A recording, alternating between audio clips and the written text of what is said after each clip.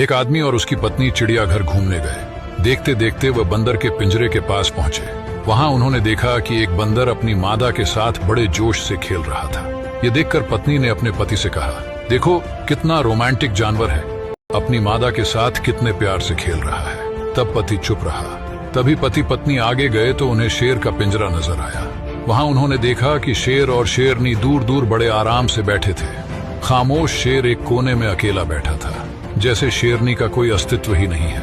यह देखकर पत्नी ने थोड़े दुखी मन से कहा, कैसे जानवर है, बिल्कुल अलग ही बैठा है, जैसे शेरनी को जानता ही नहीं। इनका आपस में बिल्कुल प्यार नहीं लगता। तभी पत्नी को एक पत्थर दिया और कहा, इस पत्थर को जरा शेरनी की तरफ फेंको। और जैसे ही पत्नी ने शेरनी की तरफ पत्थर फेंका, तभी शेर दहाड़ता हुआ अपनी शेरनी की रक्षा के लिए आगे आया। अब पति अपनी पत्नी को एक पत्थर और दिया और कहा, अब इसे बंदरिया की तरफ फेंको।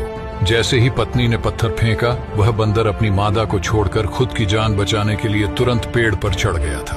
दोनों जानवरों को प्रतिक्रिया समझाते हुए पति ने अपनी पत्नी से कहा, बंदर की तरह झूठे और असंवेदनशील लोग अपने खोखलेपन को छिपाने के लिए अक्सर इस तरह के बाहरी दिखावे वाले रोमांस का ढोंग करते हैं। वहीं इसके विपरीत शेर की तरह लोग हैं जो दिखावे से दूर तनाव मुक्त होकर अपनी जिंदगी आराम से जी रहे हैं। और आज के समाज में हमारे आसपास बंदर ज्यादा है और शेर बहुत कम है।